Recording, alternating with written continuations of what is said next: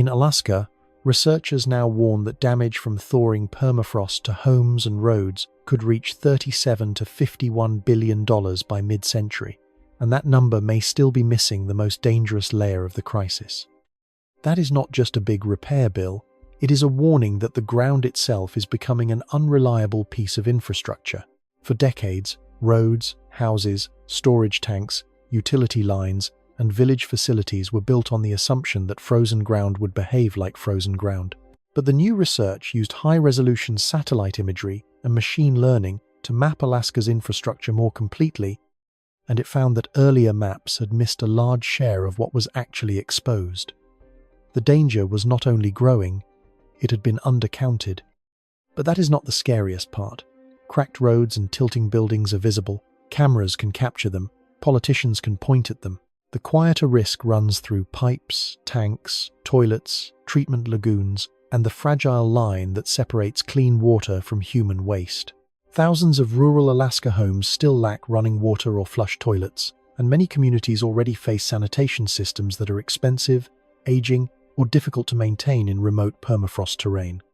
So what happens when the land beneath a community begins to thaw, not just beneath the road, but beneath the sewage system that keeps people alive? Like, subscribe, and comment where you are watching from, because this story is not only about Alaska, it is about what happens when old infrastructure meets a new climate.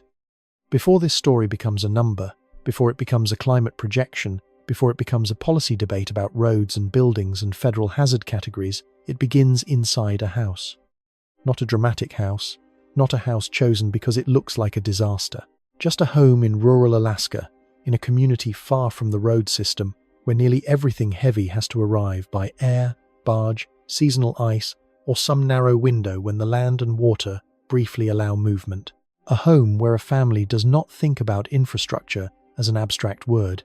They think about water, they think about the toilet, they think about whether the holding tank is working, whether the line is frozen, whether the washateria is open, whether the lagoon is still accessible, whether the operator can get the part, whether fuel prices have risen again, whether the ground under the building has shifted just enough to make a small problem larger. In many places, a sewer line is something people forget.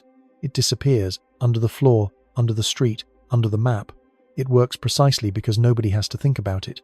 You flush, water carries waste away, the sink runs, hands are washed, dishes are cleaned, a child comes home from school, and the house itself becomes a barrier between the human body and the bacteria, viruses, and parasites that have shaped human history for centuries. In parts of rural Alaska, that barrier is not guaranteed. The U.S. Environmental Protection Agency describes the problem plainly. Thousands of residents in rural Alaska lack access to running water or flush toilets because of remote locations and the local climate. The Alaska Water and Sewer Challenge was created because conventional water and sewer systems are often too expensive, too difficult to operate, or technically unsuitable for many remote villages.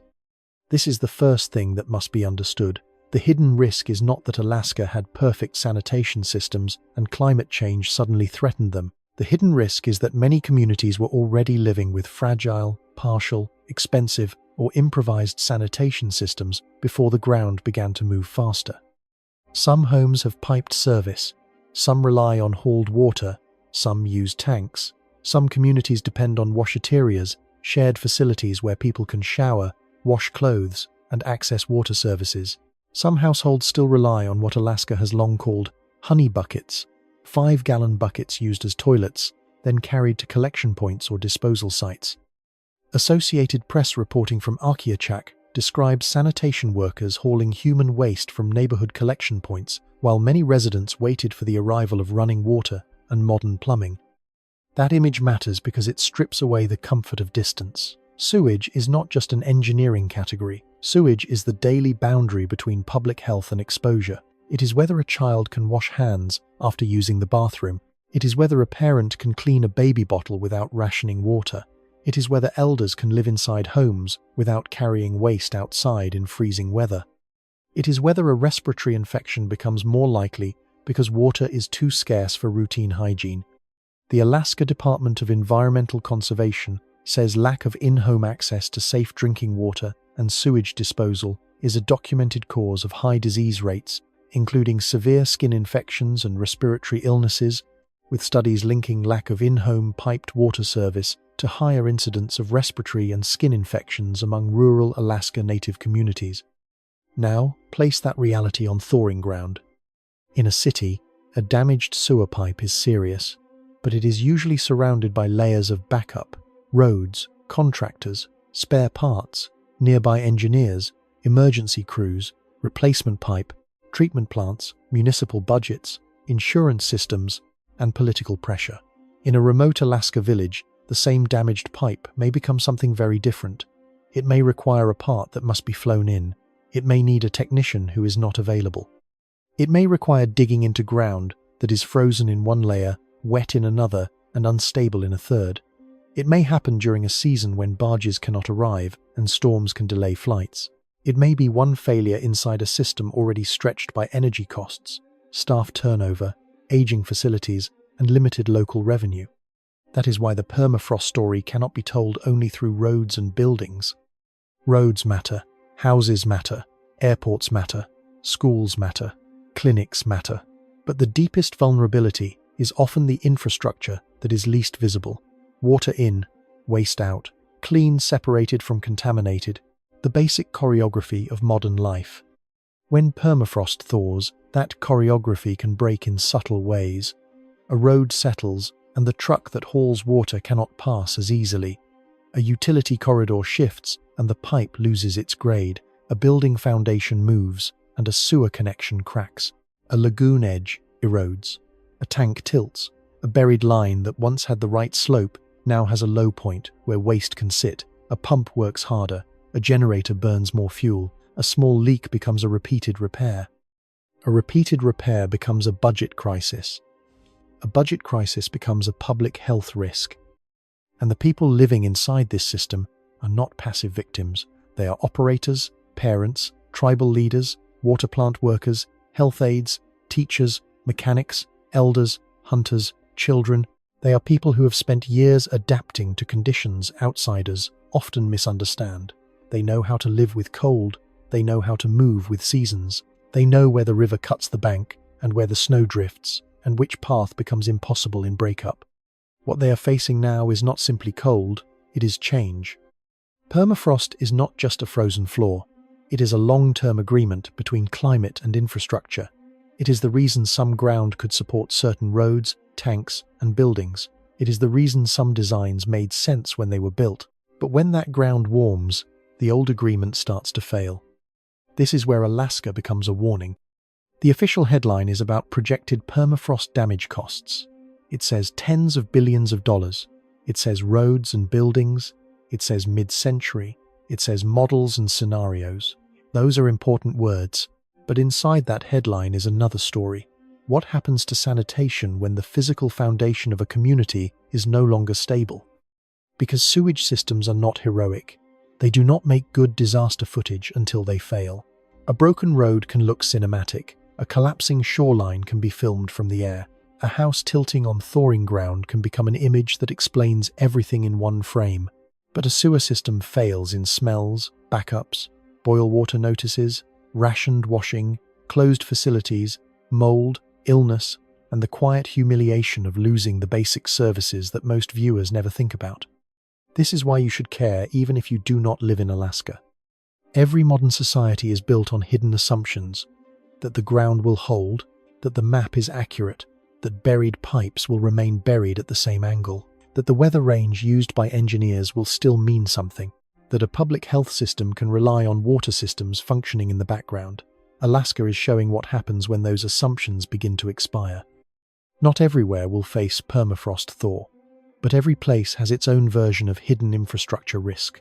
Coastal septic systems facing rising groundwater, storm drains built for old rainfall patterns, power lines designed for old heat ranges, bridges sized for old flood statistics, reservoirs planned around old snowpack, sewage plants built near rivers that now flood differently. Alaska's permafrost is a local mechanism. The lesson is global. The most frightening part of this story is not that the ground is changing. The most frightening part is that so much of what keeps people healthy was built as if the ground would not. The number that opened this story, $37 to $51 billion, needs to be handled carefully. A number this large can do two opposite things.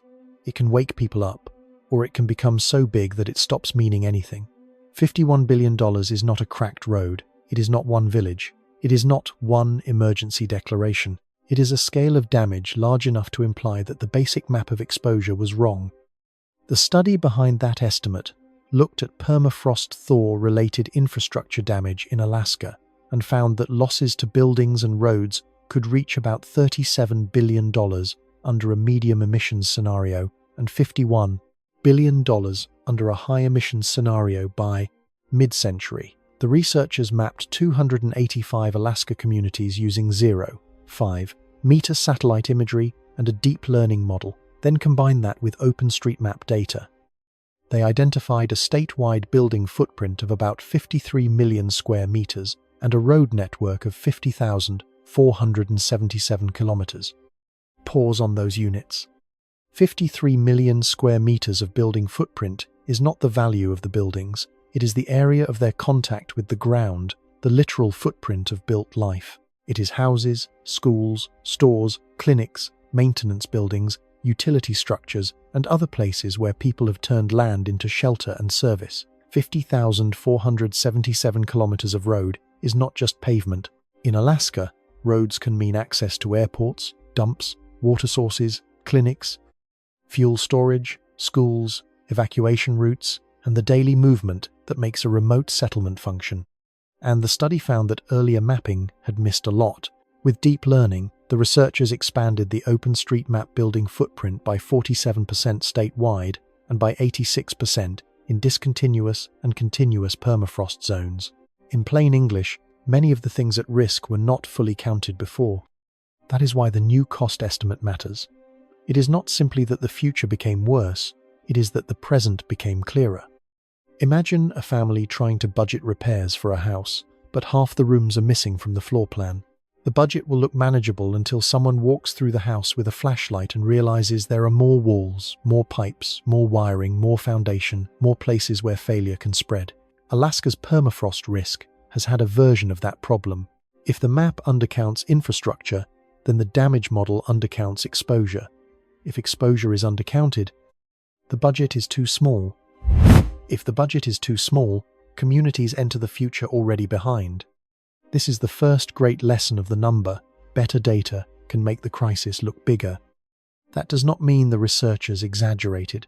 It means older estimates may have been too low because the built environment was incompletely mapped. The danger was not invented by the model, it was made more visible by better resolution. And that difference is crucial, because climate risk is often misunderstood as a problem of prediction alone. People ask, how warm will it get? How much will the ground thaw? How fast will the shoreline erode? Those are essential questions.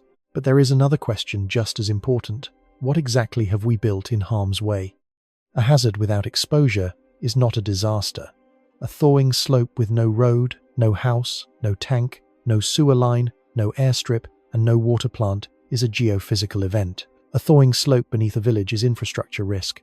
A thawing slope beneath a wastewater lagoon is public health risk. The $37.251 billion estimate is about buildings and roads. That is already stunning. But it is also a clue that the cost of permafrost thaw is not only the replacement value of visible structures, the real cost moves through systems. A road does not fail alone. It fails as access. It fails as ambulance time. It fails as school attendance.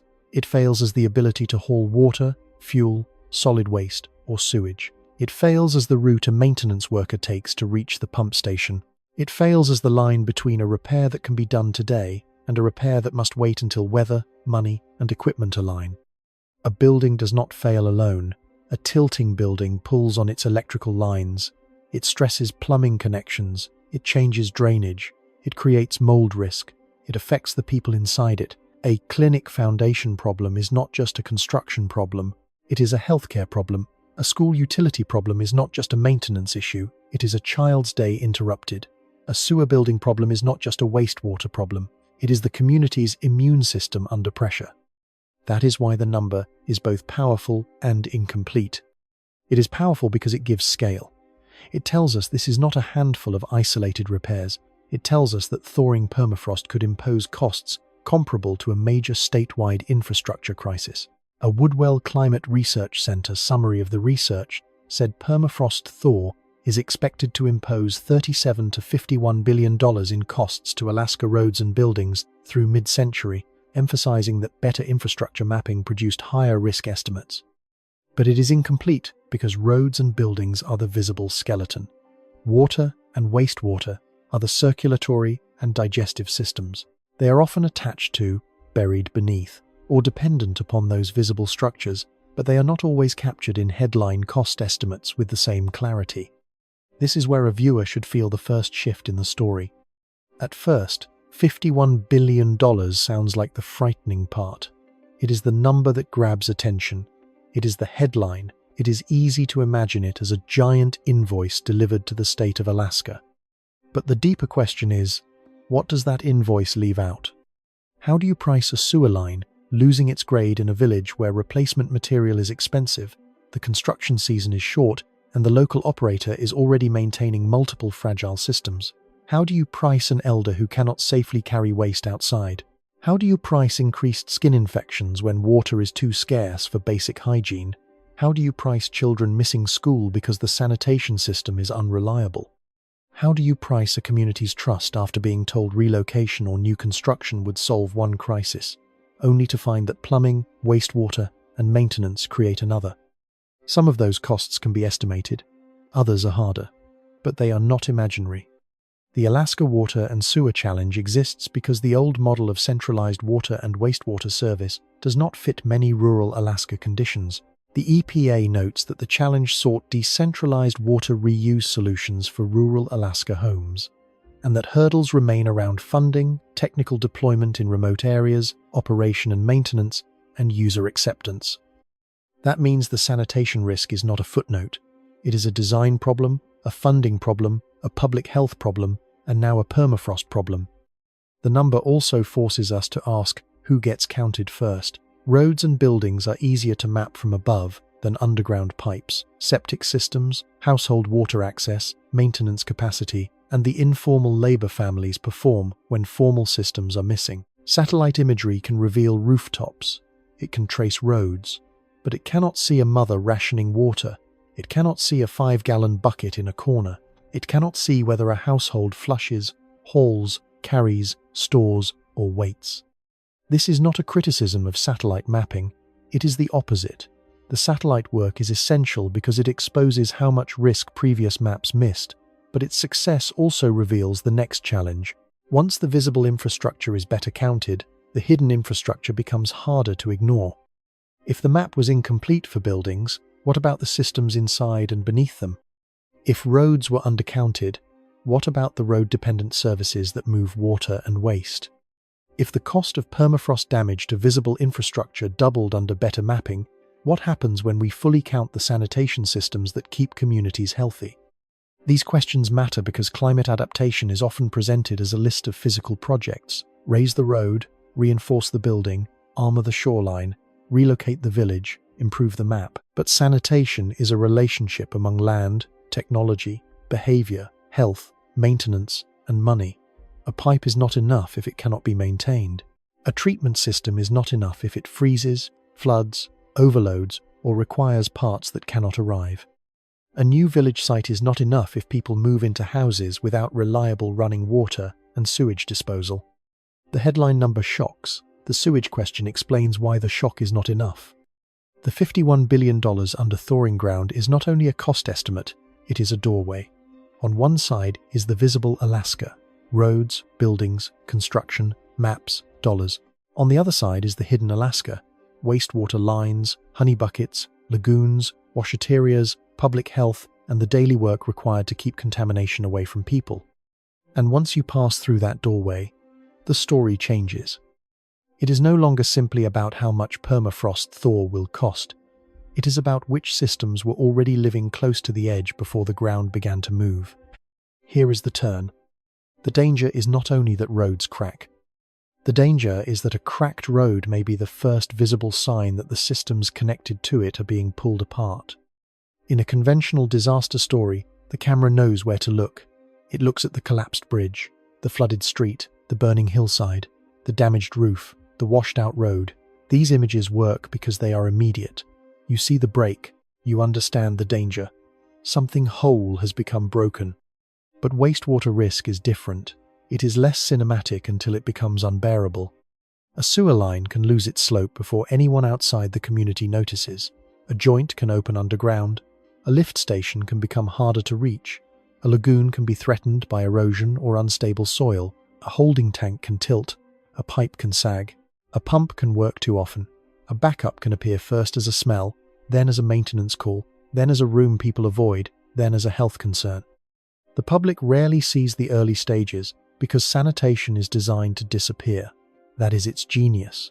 When sanitation works, it makes itself invisible. It removes waste from daily life and allows people to forget how dangerous waste used to be. But when sanitation fails, modern life becomes ancient very quickly. That is the hidden risk in Alaska's permafrost crisis. Not simply that the land is thawing, but that the thaw reaches into systems whose purpose is to separate human bodies from human waste. The Alaska Department of Environmental Conservation says the Alaska Water and Sewer Challenge focuses on decentralized water and wastewater treatment, on-site water reuse, and water minimization because those approaches have strong potential for individual homes and housing clusters in remote villages. That detail is important. It tells us the conventional model pipes, treatment plants, centralized networks, routine maintenance access is not always the right fit for Alaska's most remote conditions. And this was true before the latest permafrost cost estimates. So when researchers say buildings and roads face tens of billions in permafrost damage, the sanitation question becomes unavoidable. What happens to water and sewer systems that are attached to those buildings, dependent on those roads, and often already difficult to operate? This is the part that can be missed when climate damage is reduced to categories on a spreadsheet. A road is listed as transportation infrastructure, a building is listed as a structure, a water plant is listed as a facility, a sewer line is listed as utility infrastructure. A household without running water may appear under sanitation access. A health outcome appears in another dataset. A relocation project appears in a planning document. Maintenance capacity appears somewhere else, if at all. But in real life, these categories touch. A road slump can disrupt access to a honey bucket disposal site. A building foundation shift can crack plumbing. A frozen or damaged water line can reduce hygiene. Reduced hygiene can increase infection risk. A washateria closure can affect laundry, bathing, childcare, school readiness, and dignity. A wastewater lagoon problem can become an environmental and public health issue. A single missing part can turn a technical fault into a community-wide burden. This is why the phrase hidden risk is not just dramatic language, it is a description of how the system is arranged. The most important infrastructure in a community is often the least noticed. It sits under floors, behind walls, beneath roads, outside the frame of the photograph. It is usually noticed only by the people who operate it, pay for it, repair it, or suffer when it stops working. A cracked road asks for money. A failing sewer system asks whether a place can remain healthy. Those are not the same question. In rural Alaska, water and sewer insecurity has long been tied to geography. Many villages are not connected to the road system. Some are built on riverbanks, coastlines, tundra, or permafrost terrain, where conventional buried utilities face severe constraints. Cold temperatures complicate water movement, distance multiplies cost, fuel matters, skilled operators are essential. A small community may need an infrastructure system that would be challenging even for a large town, but with a fraction of the budget and a far shorter construction season. And unlike a broken road, wastewater failure cannot always wait. You can detour around a pothole, you can slow down over a damaged road, you can close a section and mark it with cones, but families still produce wastewater every day. Bodies do not pause for procurement cycles, children still need clean hands. People still need toilets, dishes still need washing, clothes still need cleaning, waste still has to go somewhere. This is the brutal simplicity at the center of sanitation. There is no off switch. A community can delay a road project. It cannot delay sewage. That is why the phrase, not the road, but the wastewater, matters. It does not mean roads are unimportant. It means roads may be the visible symptom of a deeper failure pathway. When permafrost thaws, ground movement can be uneven. One section settles, another remains firm. One side of a building moves more than the other. One segment of buried pipe is pulled downward, while another is held in place. For gravity-based sewer systems, slope is everything. Wastewater must move in the right direction at the right speed. Too little slope, and solids settle. Too much disruption, and the line blocks. A pipe does not need to be dramatically crushed to fail. It only needs to lose the geometry that made it work. That is what makes underground sanitation vulnerable to slow climate change. The disaster may not be a sudden rupture, it may be the gradual loss of alignment. Imagine a straw embedded in a frozen cake. While the cake is hard, the straw stays straight. Now let the cake thaw unevenly.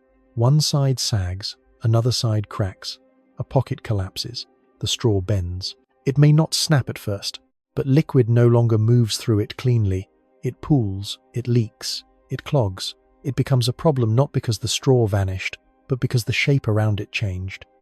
That is permafrost thaw for buried systems. And sewer systems are only one piece. Water lines can be affected too. If clean water delivery becomes unreliable, people use less water. If people use less water, hygiene suffers. If hygiene suffers, illness risk rises. The Alaska DEC's frequently asked questions note that lack of in-home safe drinking water and sewage disposal is linked to higher disease rates, including severe skin infections and respiratory illnesses. This is where the story becomes more than infrastructure. It becomes public health. Modern sanitation has done more to protect human life than almost any other class of infrastructure. It is not glamorous. It does not look futuristic. But separating drinking water from waste is one of the foundational achievements of public health. When that separation becomes fragile, people are pushed backward. Not symbolically, literally. Back toward carrying water, back toward handling waste, back toward washing less, back toward shared facilities that may be difficult to access, back toward exposure risks that should not define life in a wealthy country. And when this happens in Alaska Native villages, there is another layer. These are communities with deep ties to land, water, subsistence practices, language, kinship, and place. A sanitation failure is not merely a technical inconvenience. It can become part of a chain that pressures families to leave, disrupts cultural continuity, and turns adaptation into displacement. That is why the permafrost story cannot be allowed to stay abstract. If the land beneath a sewer lagoon erodes, that is not just an engineering problem. If the road to a dump site becomes impassable, that is not just transportation. If a washateria cannot operate reliably, that is not just a facility issue. If a household lacks running water, that is not just a statistic. It is daily labor. It is exposure. It is time. It is health. It is dignity. And it is often invisible to people far away.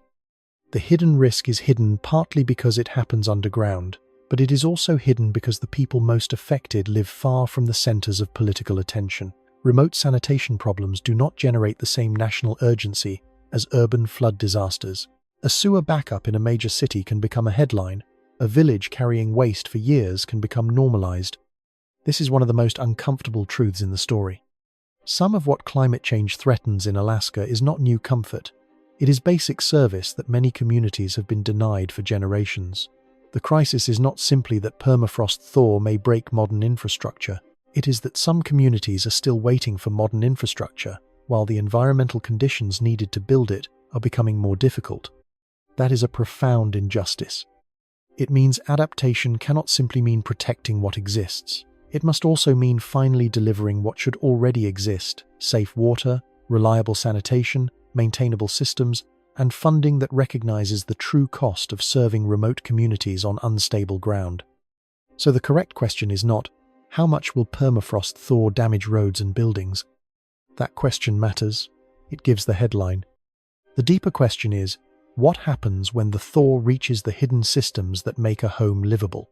Because a house without safe water and sewage disposal is not fully protected, even if its walls still stand.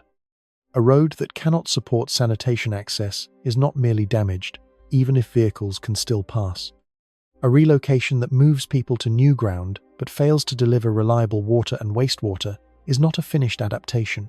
It is a crisis moved uphill. This is the mist layer. This is the quiet fracture beneath the visible one. Not the cracked road, the wastewater. To understand why this is happening, we have to remove one common misconception. Permafrost is not just ice. It is not a clean underground glacier. It is not a solid blue slab beneath the tundra. Permafrost is ground soil, sediment, rock, organic material, and ice that has remained frozen for at least 2 consecutive years. In many places, that frozen ground contains ice in pores, wedges, lenses, and layers. Some of it is ice-rich, some of it is not. Some permafrost can thaw with limited surface change. Some can thaw and collapse. The difference matters. If the ground contains little ice, warming may weaken it, but not dramatically reshape it. If the ground contains a lot of ice, thaw can remove volume from the soil structure. Ice becomes water. Water drains, pools, or moves. The ground settles. The surface slumps. A slope can creep. A road can dip. A building can tilt. A pipe can bend. The mechanism is often called thaw settlement. Another key concept is loss of bearing capacity. Bearing capacity is the ability of the ground to support weight. A foundation is only as reliable as the ground beneath it. If that ground changes from frozen, stiff material into wet, weakened soil, the foundation above it is suddenly living in a different world. The building did not change. The ground did. And that is enough. This is why permafrost thaw is so dangerous for infrastructure. It does not always attack from the outside like a storm. It attacks the assumption underneath the design.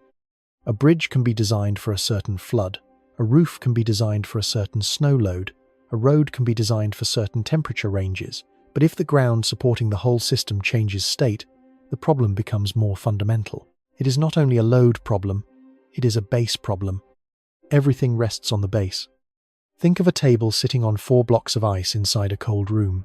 As long as the blocks remain frozen and the melting is uniform, the table may appear stable. But now imagine one block begins to melt faster than the others. Then another softens from the side. The table does not have to collapse instantly to become unusable. It only has to tilt enough for cups to slide, legs to strain, and joints to loosen. The failure begins as geometry. Infrastructure is geometry. A sewer pipe must hold its slope. A water line must maintain pressure and seal. A road must maintain grade and drainage. A building must distribute weight. A tank must remain level. A lagoon must retain its banks. A pump must sit at the right elevation. A culvert must pass water where engineers expected water to go. Permafrost thaw changes geometry from below. That is why the same mechanism can produce many different symptoms. A road surface cracks, a house foundation shifts, a runway develops waves, a storage tank tilts, a buried pipe separates at the joint, a lagoon edge destabilizes, a utility pole leans, a drainage path changes and sends water toward a structure that was never meant to receive it. And water is central. When frozen ground thaws, it can create wetter conditions that speed further thaw. Surface water absorbs heat differently than dry ground. Ponding can warm the soil below. Disturbed vegetation can change insulation. Snow accumulation around structures can trap heat. Roads and buildings alter drainage. Dust, gravel pads, and embankments can change the ground's thermal balance. In the Arctic and subarctic, infrastructure is not merely exposed to permafrost thaw. Infrastructure can also influence local thaw conditions. This feedback is crucial. Build on permafrost, and the structure changes heat, snow, drainage, and surface conditions. Those changes affect the permafrost. The changing permafrost affects the structure. The structure then requires repair, and the repair may further disturb the ground. It becomes a loop. For wastewater systems, that loop can be especially punishing. Many sewer systems rely on gravity. Gravity is cheap, quiet, and elegant if the slope is correct. Wastewater moves because the pipe descends slightly from one place to another. The slope may look almost flat to the eye, but it is engineered. Too little slope, and solids settle. Too much unevenness, and flow becomes unreliable. A small section of sag can create a chronic blockage. A small separation can allow infiltration or leakage. A line that once worked can become unreliable without any dramatic event. Permafrost thaw does not need to destroy a sewer pipe to make it fail. It only needs to bend the rules the pipe was built around. In remote communities, repairs are not simple, excavation may be difficult, replacement pipe may not be on site, specialized crews may need to travel, the weather window may be narrow, fuel costs may be high. Local operators may already be overburdened, and if the same thaw process is affecting roads, foundations, and drainage, the sewer repair is not an isolated job. It is one item inside a widening maintenance emergency. This is the hidden cost of slow disasters. They do not always arrive as one event. They arrive as repeated friction. A pump runs more often, a tank needs re-leveling, a pipe clogs again, a road needs grading again, a foundation crack grows, a lagoon berm requires attention, a family uses less water because service is unreliable. A maintenance worker knows the system is failing, but the budget does not know it yet. That last sentence is important. Local knowledge often detects climate risk before official systems do.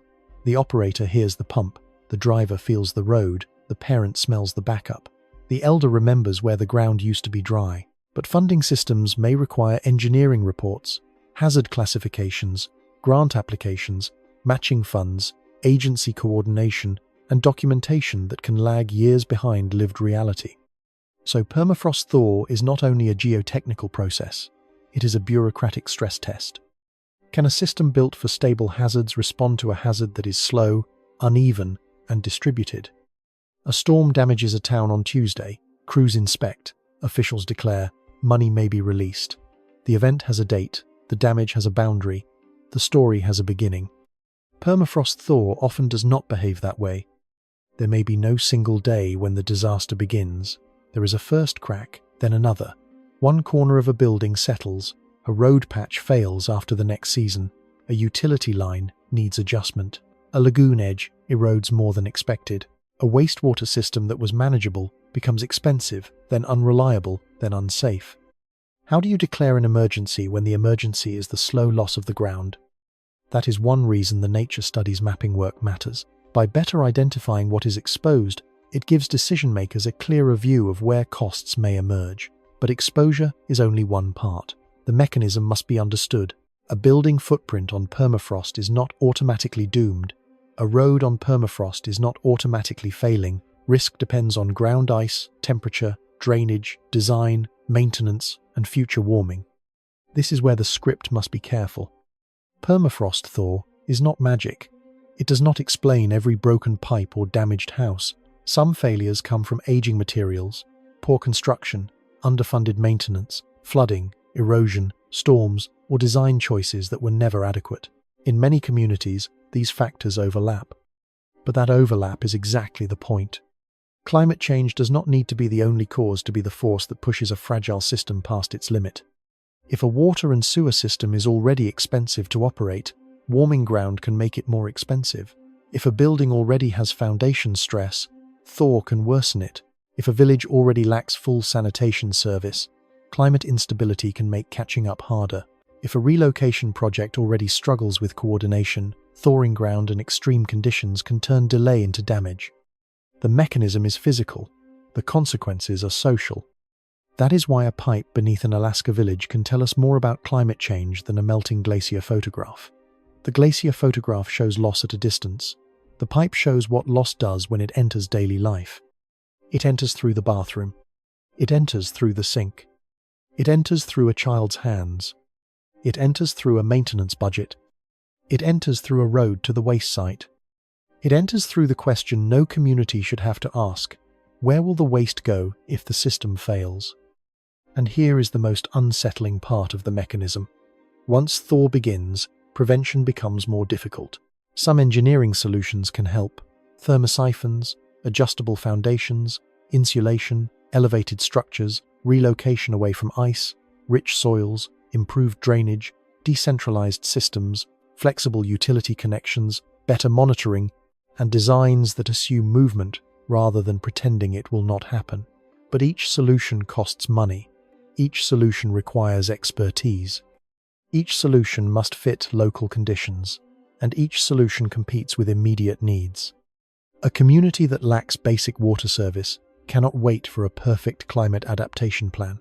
A system that is backing up cannot wait for the next grant cycle. A house that is tilting cannot wait for a decade-long study. Adaptation has to operate on two clocks, the slow clock of climate change and the urgent clock of human need. Permafrost thaw collapses those clocks into one another. The ground changes slowly until it does not feel slow anymore. The sewer line sags gradually until it backs up today. The road softens, season by season, until the truck cannot pass this week. The lagoon erodes over years until the next storm takes the edge. The planning horizon says mid-century, but the household experience is this morning. That is why the phrase, by 2050, can be misleading. It sounds like the problem belongs to the future, but by mid-century is a cost horizon, not a start date. The process is already underway. The bills accumulate in repairs, delays, temporary systems, health burdens, and decisions communities are forced to make before the national conversation fully catches up. Permafrost was once treated as a foundation. In a warming climate, it becomes a variable, and infrastructure hates variables beneath its feet. This is the core mechanism of the whole story. A frozen support system becomes an unstable support system. Once that happens, every object depending on stable ground enters a new risk category. Roads, houses, tanks, water lines, sewer pipes, lagoons, runways, clinics, schools, and disposal routes are no longer just assets. They are experiments in whether old design assumptions can survive new ground behavior. Some will, some can be adapted, some will be moved, some will fail. The question is whether we see the hidden systems before they become the next visible disaster. Because by the time sewage is in the room, the failure is no longer hidden. Every system failure needs a case study. In Alaska, one of the most painful is Newtok and Mertarvik. Newtok, a Yupik village near the Ninglik River, became one of the best-known examples of climate-related relocation in the United States. The community faced severe erosion, thawing permafrost, and land instability. The solution, after years of planning, was to move residents to a new village site called Mertarvik, roughly 9 miles away. On paper, this looked like adaptation. Identify the danger, choose safer ground, move people out of harm's way. But adaptation on paper is not the same as adaptation people can live inside. A joint investigation by The Washington Post, ProPublica, and KYUK reported that nearly 300 Newtok residents had moved to Mertarvik, but that the relocation exposed severe systemic failures. Residents lacked running water, used buckets as toilets, experienced power outages, and faced problems with deteriorating homes and overwhelmed local governance. That is the part that should stop the story cold. A community moved because the old ground was becoming unsafe. But the new site did not automatically deliver the basic systems needed for secure daily life. The danger was not only where the village stood, the danger was whether the institutions responsible for relocation could build and maintain a complete community, not just houses, not just roads, not just a safer site, but water, sanitation, power, maintenance, oversight, and accountability. This matters because climate adaptation is often imagined as movement away from hazard. Move away from the eroding river, move away from the storm surge, move away from the thawing bluff, move to higher ground, move inland, move to a safer place. But a safer place is not safe if the systems there do not work. Mertarvik shows why sewage systems are not a technical footnote. KYUK reported that as more families relocated from Newtok to Mertarvik, demand was overwhelming the community's wastewater system. The report described a utility room under Mertarvik's public school being full of raw sewage. That image is almost too direct. Raw sewage beneath a school in a relocation village, a place created to escape one climate danger confronting another infrastructure reality. The old village was sinking and eroding. The new village was supposed to represent safety. But without reliable wastewater capacity, safety was incomplete. This is the lesson. Relocation does not erase infrastructure risk. It redistributes it. If a community is moved without fully funded, locally maintainable, climate-appropriate water and sewer systems, then relocation can become a second disaster. Not because moving was wrong in principle, but because the social and technical systems around the move were not strong enough. Newtok is not a simple story of failure. It is a story of impossible burdens placed on a small community and fragmented agencies. The Washington Post, ProPublica, and KYUK investigation described more than $150 million in grants from multiple federal agencies, poor coordination, and a tribal council left to manage a complex relocation without enough expertise and support. That is not just local mismanagement, it is a warning about the architecture of adaptation. A small village council cannot be expected to function like a national relocation authority, a cold region engineering firm, a housing regulator, a wastewater utility, a construction inspector, a grant accountant, and a long-term maintenance agency all at once. Yet climate relocation often pushes that kind of burden onto the communities least able to absorb it. This connects directly to the permafrost cost estimate. The nature study gives scale, tens of billions of dollars in projected damage to roads and buildings. Newtok gives texture. What happens when climate-driven infrastructure change collides with fragmented funding and incomplete public services? The study shows the size of the exposure. Newtok shows the shape of the failure. And the shape matters. Climate adaptation is not a construction project alone. It is governance, it is maintenance, it is health, it is trust. It is whether a family moves into a house that works. It is whether water runs. It is whether the toilet flushes. It is whether electricity stays on. It is whether the school is safe. It is whether the people who have carried the burden of change are treated as partners or as paperwork. Newtok also teaches that the most expensive option is not always the most complete option. A relocation can cost enormous sums and still leave essential needs unmet if money arrives in pieces, if agencies do not coordinate, if oversight fails, if designs do not fit local conditions, if maintenance is underfunded, or if community knowledge is not centered. This is why the hidden sewage risk is not just about pipes, it is about the way systems fail between agencies. A sewer system may fail physically because of thaw, overload, design, or maintenance, but it may also fail institutionally because nobody owns the whole problem. One agency funds housing, another funds sanitation, another addresses transportation, another manages emergency response, another handles environmental permitting, another has health data, another has hazard maps. Each sees part of the elephant. The community lives with the whole animal. This is especially dangerous in rural Alaska because the whole animal is expensive. Construction costs can be extremely high. Weather windows are short. Shipping is complicated. Local capacity is precious. Mistakes are hard to correct. A defective system cannot be fixed by driving a truck from the next town in an hour. The nearest help may be a flight away, and the needed part may not be in Alaska. Now imagine multiplying that by dozens or hundreds of exposed communities. That is what makes the permafrost cost estimate so sobering. It is not one Newtok. It is a statewide pattern of exposure, with each community having its own combination of ground ice, design, culture, funding, remoteness, and infrastructure age. Some places may protect in place, some may elevate structures, some may redesign utilities, some may use decentralized household systems, some may need partial relocation, some may need full relocation, some may be forced into hybrid arrangements for years. The question is whether sanitation will be treated as central from the beginning or discovered as a crisis after people move. Newtok suggests what happens when the second option wins. And Newtok is not the only warning. Across Alaska, communities facing erosion, flooding, thawing ground, and sanitation gaps reveal different versions of the same problem. Kivalina has long faced relocation pressure, erosion risk, and limited water and sewer services. Reporting has described honey bucket use in homes and the difficulty of ensuring water and sewer access even in relocation planning. Akiachak's move toward modern plumbing was reported as a major improvement after long reliance on honey buckets, showing how transformative water and sewer access can be when it finally arrives. These examples are not identical. They should not be flattened into one narrative. Erosion is not the same as thaw settlement. Relocation is not the same as sanitation upgrade. A coastal barrier island is not a river village. A community with piped water is not the same as an unserved village. But the pattern is real. Climate stress enters communities through infrastructure gaps. And sewage is often where the gap becomes intimate. It is possible to talk about permafrost in terms of carbon, albedo, ground temperature, and engineering cost. Those are necessary. But for a family, the first question is simpler. Can we live here safely? That means, can we drink the water? Can we wash? Can we use a toilet?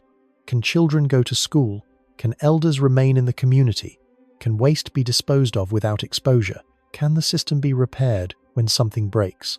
Can the people responsible for the system afford to keep it running? If the answer is uncertain, then adaptation is unfinished. Newtok warns us that climate solutions can fail if they treat human settlement as a set of structures rather than a living system. A house is not a home without water and sanitation. A village is not relocated when only the buildings move. A safer site is not safe if the infrastructure beneath daily life remains fragile. This is the history beneath the headline. The new permafrost cost estimates tell us Alaska may face much higher infrastructure losses than previously understood. But Newtok tells us cost is only one dimension. The deeper challenge is whether institutions can respond to slow-moving environmental change in a way that delivers complete, maintainable, culturally grounded systems. That challenge is already here. It is visible in the old village, where the land was failing. It is visible in the new village, where wastewater capacity was overwhelmed. And it is visible in the space between them, where climate adaptation stopped being a theory and became a toilet that did not flush. Climate risk is not evenly distributed. That sentence is often repeated, but in rural Alaska, it becomes physical. Distance becomes cost. Cold becomes cost. Small population becomes cost. Missing roads become cost. Short construction seasons become cost. A delayed shipment becomes cost. A broken pump becomes cost. A lack of local operators becomes cost. A grant application becomes labor. A maintenance backlog becomes health risk. The people farthest from the main systems often pay first, and they pay in ways the headline number does not capture. A $51 billion statewide cost estimate can sound enormous, but it can also hide unequal burden. Spread across a spreadsheet, the number becomes abstract. Inside a remote village, the cost concentrates. One damaged road may be the access route. One water plant may serve everyone. One operator may be responsible for keeping critical systems alive. One failed shipment may delay a repair for weeks. One sanitation breakdown may affect the school, the clinic, and the homes connected to the system. This is why vulnerability is not only about hazard. Hazard is thawing ground. Vulnerability is what happens when thawing ground meets underfunded infrastructure, remote logistics, high fuel costs, limited maintenance capacity, health disparities, colonial history, and a funding system that often arrives late and in fragments. Many rural Alaska communities are Alaska Native communities with deep cultural ties to specific lands and waters. The risk is therefore not simply economic, it is also cultural, historical, and political. When infrastructure fails, the pressure to leave can grow. But leaving is not a neutral act.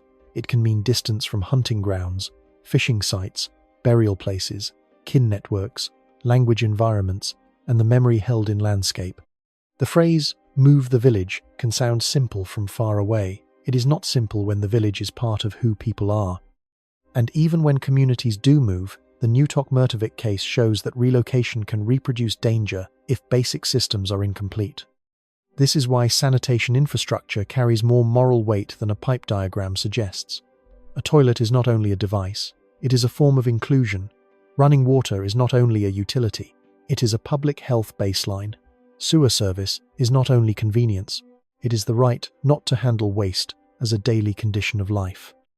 The Alaska DEC notes that lack of in-home access to safe drinking water and sewage disposal is associated with high disease rates, including severe skin infections and respiratory illnesses, and that studies have linked lack of in-home piped water to higher incidence of respiratory tract and skin infections among rural Alaska Native people.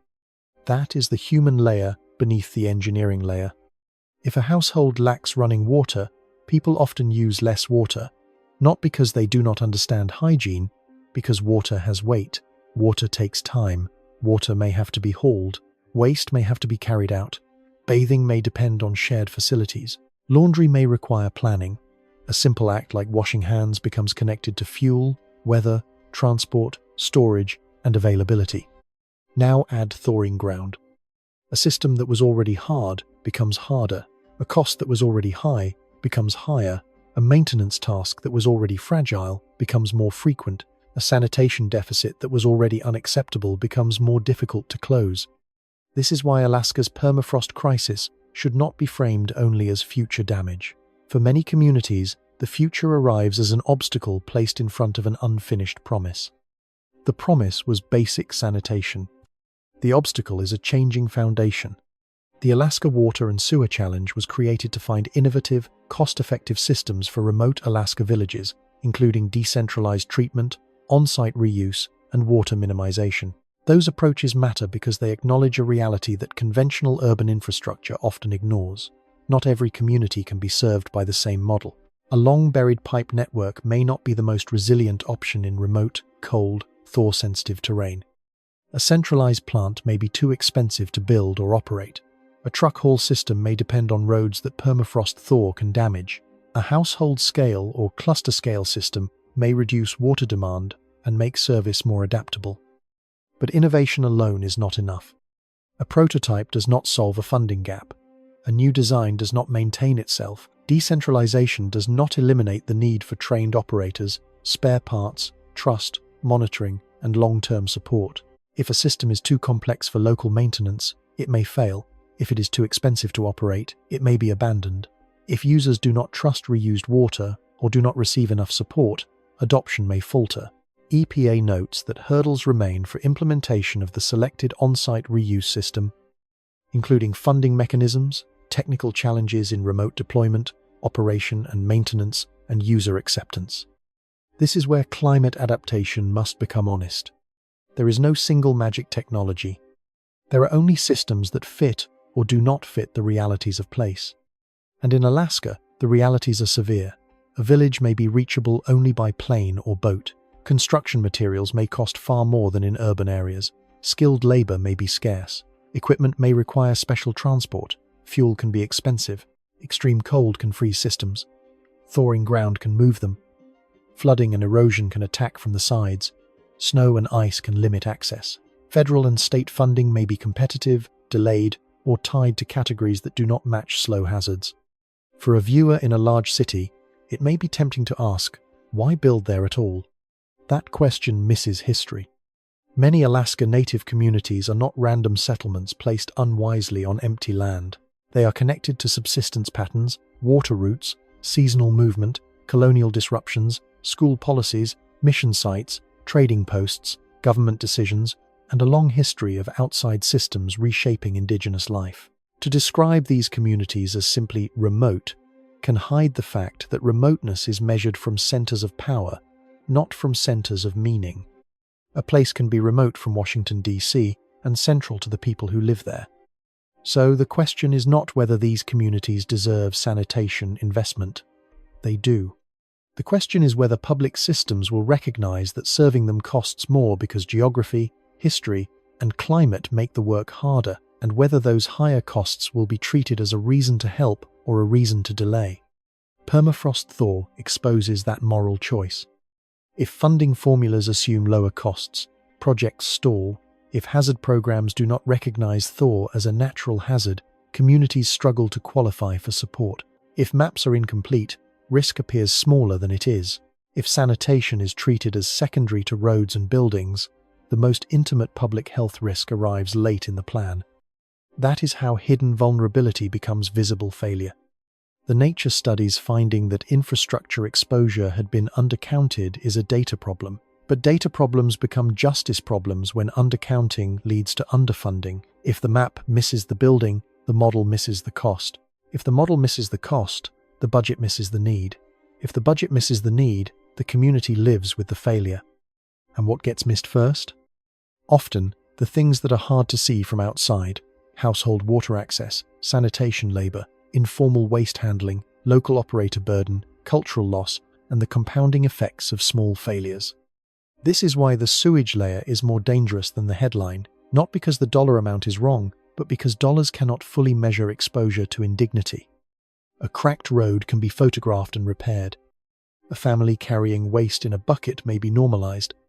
That normalization is the danger. When lack of basic sanitation becomes ordinary in a wealthy nation, climate change does not create the injustice. It reveals and intensifies it. For communities already served by piped systems, thaw can threaten reliability. For communities still waiting for full service, thaw can make construction harder.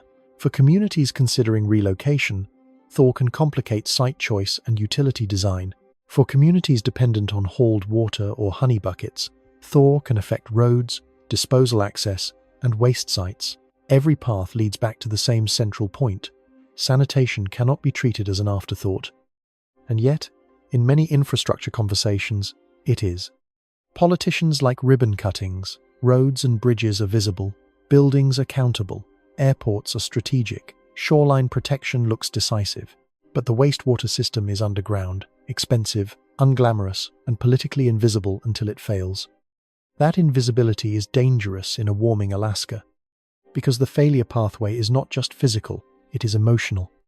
Imagine living in a place where the land is changing, the water system is uncertain, the sewer system is fragile, and national attention comes only when outsiders need an image of climate change. Imagine being told your community is a warning for the world, while still waiting for basic services the rest of the country takes for granted. Imagine hearing billion-dollar estimates while your household problem is much smaller and much heavier. What do we do with waste today? That gap between national narrative and daily reality is part of the burden. The farthest people pay first because they are far from spare parts, far from agencies, far from media, far from cheap construction, far from political urgency. But they are not far from the consequences. They are living inside them. This does not mean every Alaska village faces the same future. Some will adapt successfully. Some systems will be upgraded. Some communities have strong local operators, effective tribal leadership, useful partnerships, and designs that fit place. There are examples of progress, including communities receiving water hookups after years of honey bucket use. In Akiachak, AP reported residents celebrating running water and modern plumbing after long reliance on honey buckets, describing it as a major improvement in quality of life and health. Progress is possible, but progress is not automatic. It requires treating water and sewer as climate infrastructure, not merely as rural development. It requires recognizing that permafrost thaw can turn a sanitation gap into an adaptation emergency. It requires designing for movement, cold, distance, maintenance, and local use. It requires listening to the people who operate and live with these systems every day. It requires funding not only construction, but the long, unglamorous life of maintenance. The farthest people should not have to pay the highest price for the longest time. And yet that is exactly what happens when hidden infrastructure stays hidden. Word count for this part, approximately 2,230 words. Part 8. Alaska as a prototype of the new infrastructure era. Alaska is not a side story. It is a prototype. Not because every place has permafrost. Most places do not. Not because every community is remote in the same way. They are not. Not because every sanitation system is built on thawing ground. It is not. Alaska is a prototype because it shows what happens when infrastructure designed for one set of environmental assumptions enters another. That is the real global lesson. For much of the 20th century, modern infrastructure was built around a quiet belief. The past was a usable guide to the future. Engineers used historical temperature ranges, rainfall records, flood levels, ground behavior, snow loads, freeze-thaw cycles, shoreline positions, river flow, and fire conditions to design systems. The world varied, but the envelope of variation seemed knowable. Climate change weakens that belief. The new baseline is not simply hotter weather, it is less reliable assumptions. In Alaska, the assumption under pressure is the ground. Permafrost provided stability in some places, constraints in others, and a baseline for design decisions. But as ground temperatures rise and ice-rich soils thaw, the foundation itself becomes less predictable. Roads, buildings, and utilities no longer face only external weather. They face a changing base. Elsewhere, the same pattern appears through different mechanisms. In coastal areas, septic systems and sewer plants face rising groundwater and storm surge. In cities, storm drains designed around older rainfall statistics face more intense downpours. In the West, power systems face heat, wildfire, and drought. In mountain regions, water systems face snowpack changes. In floodplains, levees and culverts face flows outside the historical record. In the Arctic, permafrost thaw turns the ground beneath infrastructure into an active hazard. Different mechanisms, same pattern. Old design assumptions meet new environmental behavior. This is why Alaska's permafrost problem should not be dismissed as a remote northern issue. It is a visible example of a broader infrastructure truth. The hidden systems of modern life are climate sensitive even when we do not call them climate infrastructure. A sewer pipe is climate infrastructure if thawing ground can bend it. A septic system is climate infrastructure if rising groundwater can flood it. A storm drain is climate infrastructure if rainfall intensity overwhelms it. A road is climate infrastructure if heat buckles it or permafrost undermines it. A water plant is climate infrastructure if floods, droughts, or erosion threaten it. The categories are changing faster than the budgets. The Nature study noted that existing literature underestimated losses because infrastructure maps were incomplete, and it found much higher exposure after improved mapping. That is not only an Alaska finding, it is a warning about a national adaptation problem. You cannot protect what you have not accurately mapped, and you cannot fund what you have not admitted is at risk. Many governments still treat climate hazards through familiar event categories: flood, fire, wind, earthquake, drought, storm. These categories matter, but slow hazards can fit poorly into systems designed around sudden events. Permafrost thaw is not always a disaster with a date. It is a condition that degrades the reliability of infrastructure over time. And when a hazard does not fit the paperwork, the community must fit itself around the paperwork. That is backwards. Infrastructure planning needs to catch up with hazards that are chronic, compounding, and uneven. Permafrost thaw is a perfect example because it can damage many assets at once without producing a single dramatic event. The damage may emerge as higher maintenance costs, repeated repairs, premature replacement, interrupted service, relocation pressure, and public health risk. This is where the new baseline becomes real. A baseline is the normal condition against which we measure abnormal events. If a river floods once in a rare storm, the flood is abnormal. If the river floods more often because the climate has shifted, the baseline changes. If a road built on permafrost needs occasional repair, that is maintenance. If the ground beneath it is entering a long-term thaw regime, maintenance becomes adaptation. If a sewer line clogs once, that is a problem. If the ground keeps moving and the system keeps losing slope, the baseline has changed. Alaska is showing that some infrastructure is moving from the category of stable asset to managed instability. Managed instability is expensive. It requires monitoring, it requires flexible design, it requires more frequent inspection, it requires backup systems, it requires local operators with resources, it requires data that can be updated, it requires funding that is not limited to one-time capital construction, it requires agencies willing to pay for the boring work of keeping systems alive. But modern funding often prefers the visible project. Build the road, open the school, install the system, cut the ribbon, announce the grant. Then the system enters the long afterlife of maintenance, where climate change does its slow work. That is why sewage systems are such a revealing test. A wastewater system is not a one-time achievement. It is a living obligation.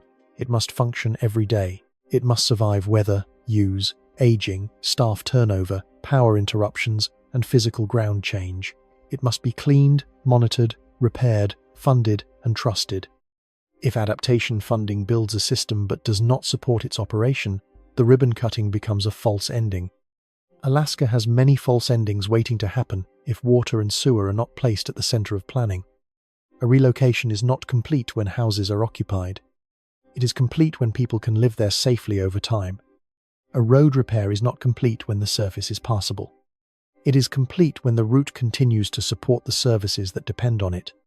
A sanitation upgrade is not complete when equipment is installed. It is complete when local users can operate, maintain, afford, and trust it. This is the deeper systemic risk. Climate change does not only damage assets, it exposes whether our institutions understand systems. A system has dependencies. Water depends on power, sewer may depend on water, treatment may depend on trained operators.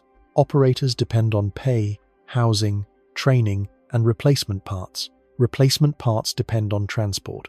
Transport depends on roads, runways, barges, weather, and money. Money depends on programs, eligibility, documentation, and political priority. Public health depends on all of it. When permafrost thaws beneath one piece, the stress can travel. That travel is what a headline cost estimate cannot fully show. It can estimate damage to roads and buildings. It can improve exposure mapping. It can give decision makers a better sense of scale. But the second-order effects, health, relocation, maintenance, educational disruption, cultural loss, governance strain, are harder to fold into one number. Harder does not mean less real. In fact, harder to measure harms are often the ones communities feel most deeply. A wastewater backup beneath a school may not dominate a statewide cost model, but to the people in that building it is not minor. A lack of running water in a relocated home may not fit neatly into a permafrost damage category, but to the family it determines daily life. A road to a disposal site may be a small line on a map, but if it fails, waste handling becomes harder immediately. This is why the new infrastructure era requires a different kind of seeing. Satellite imagery can help us see rooftops and roads. Ground sensors can help us see temperature. Community reporting can help us see service failures. Health data can help us see consequences. Indigenous knowledge can help us see changes in land and water over time. Engineering surveys can help us see soil and foundation risk. Budget analysis can help us see where funding does not match need. No single view is enough. The mistake would be to treat high-tech mapping as a replacement for local knowledge. The better approach is to combine them. The satellite can reveal a missing building footprint. The operator can tell you which pump fails every spring. The elder can tell you where the bank used to be. The health aide can tell you what happens when water is scarce. The engineer can tell you whether the ground can hold. The community can tell you what solution they will actually use. That is systems thinking. And it is urgently needed because the new baseline does not wait for institutional reform.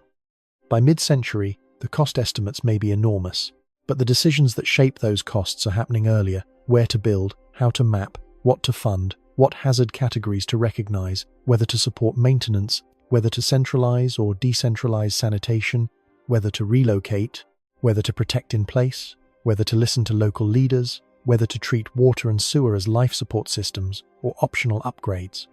This is where Alaska speaks to the future. The state is not merely facing Thaw, it is facing the collision between slow geophysical change and slow bureaucratic change. If the ground changes faster than institutions, failure becomes more likely. If maps improve faster than funding, communities may know their risk without having the means to reduce it. If technology develops faster than maintenance capacity, systems may be installed but not sustained. Adaptation is not a product, it is a relationship over time. The old model asks, what should we build? The new model asks, what can keep working as conditions change? That second question is harder. It is less glamorous. It requires humility. It requires accepting that some places need adjustable designs, some need managed retreat, some need decentralized systems, some need full service for the first time, and some need support that lasts far beyond the construction phase. It also requires recognizing that climate risk is not only about the spectacular event, it is about the background condition that makes ordinary systems fail more often. That is why sewage belongs at the center of this story. Wastewater is ordinary until it fails. It is background until it enters the foreground. It is invisible until the smell, the backup, the illness, or the closure makes it impossible to ignore. Alaska is telling us that the background is changing. The question is whether we will change the systems built on top of it. Word count for this part: approximately 2,160 words. Part 9: What we know and where we must stop. A serious climate story has to know where to stop. Not stop investigating, stop overstating. The facts are already strong enough, they do not need decoration. We know that permafrost thaw threatens infrastructure in Alaska. We know that improved mapping has raised estimates of exposed buildings and roads. We know that researchers projected $37 to $51 billion in building and road losses from permafrost thaw under medium and high emissions scenarios.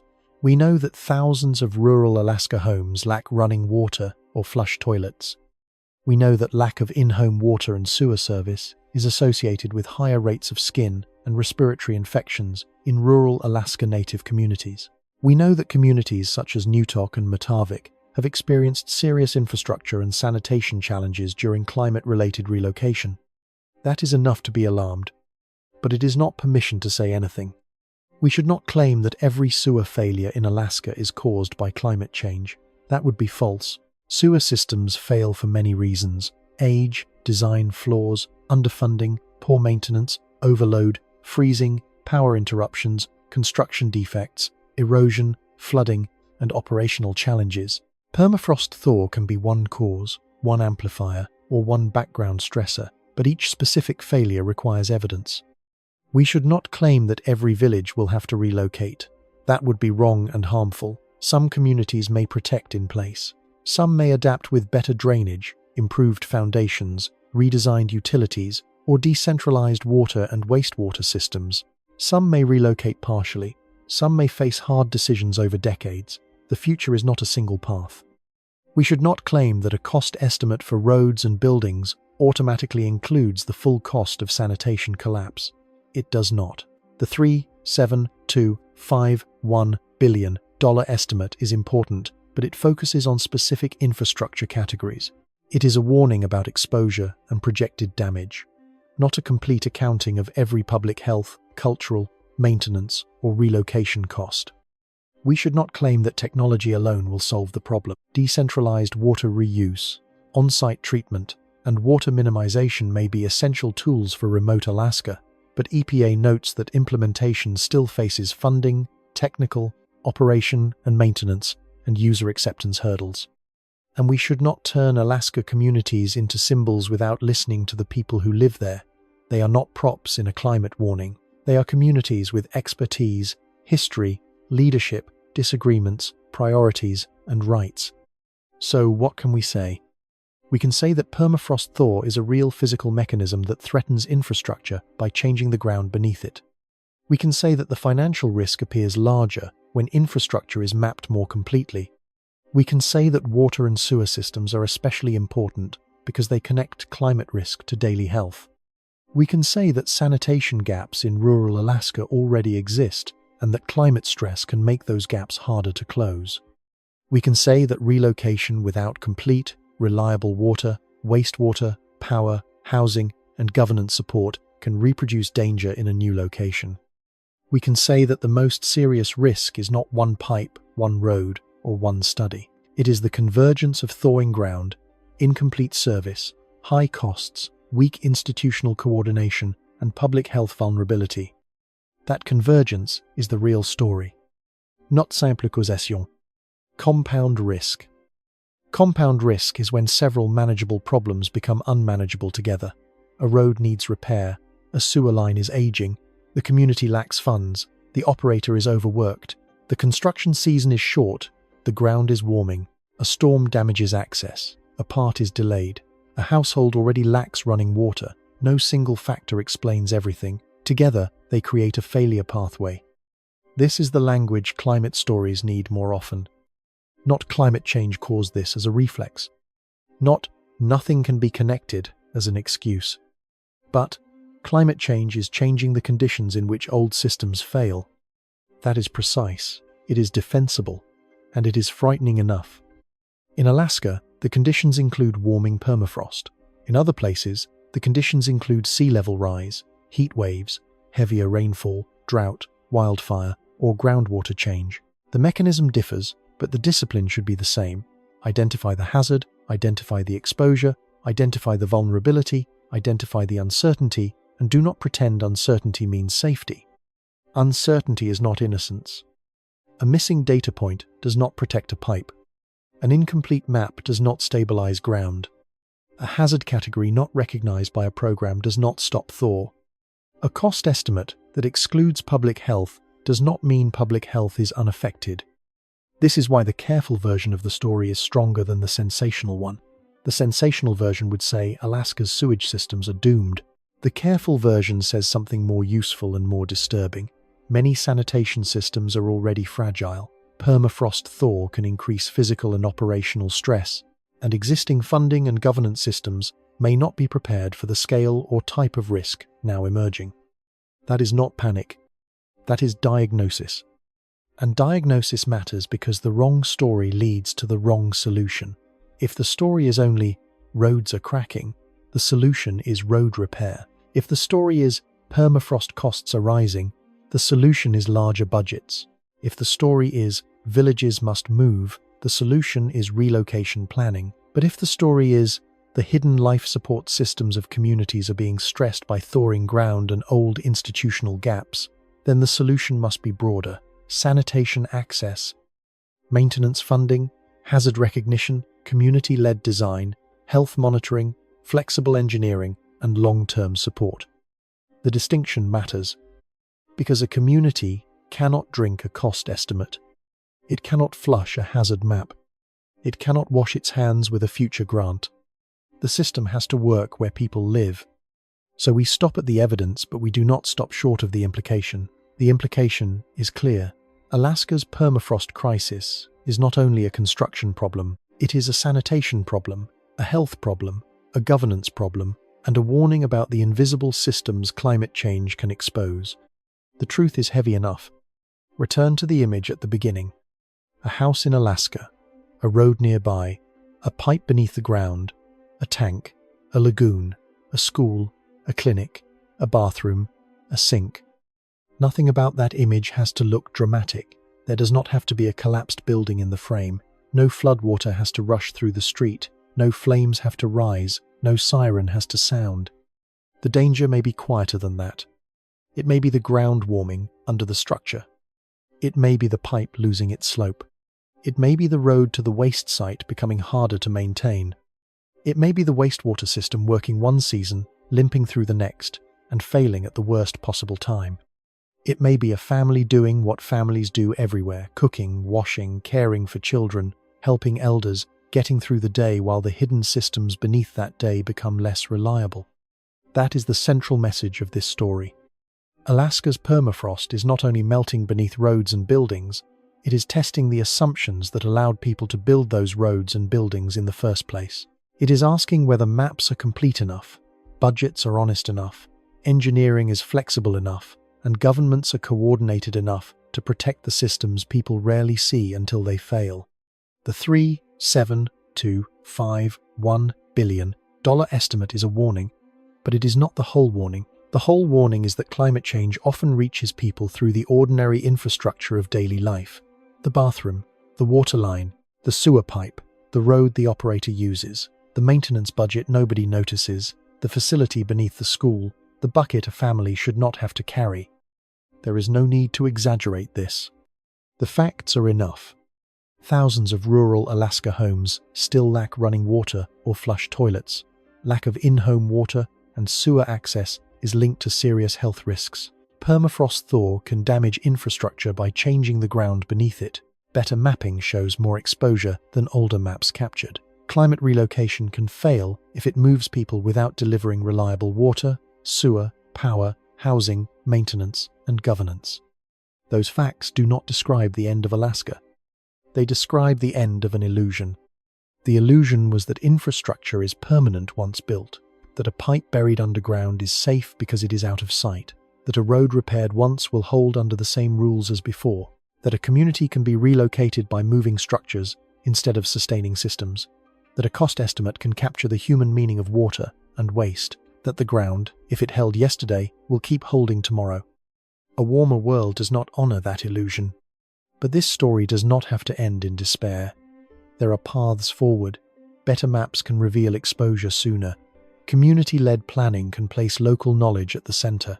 Decentralized water and wastewater systems can be designed for remote conditions. Foundations and utility connections can be built to tolerate movement. Hazard programs can recognize permafrost thaw as a real infrastructure threat. Funding can support maintenance, not just construction. Public health can be treated as the purpose of infrastructure, not a side benefit. The future is not already written, but the old baseline is already gone. And that is what Alaska is telling us from beneath the surface. The crisis is not only in the ice, it is in the systems we built on the belief that the ice would remain a foundation. It is in the places where a sewer pipe, a road, a home, and a human body are connected by something as simple and as profound as clean water moving one way and waste moving the other. A disaster can be loud. This one may begin as a slow change in the ground. But when the ground no longer keeps its promise, every hidden system above it has to answer a question. Was it built for the world that existed or the world that is arriving?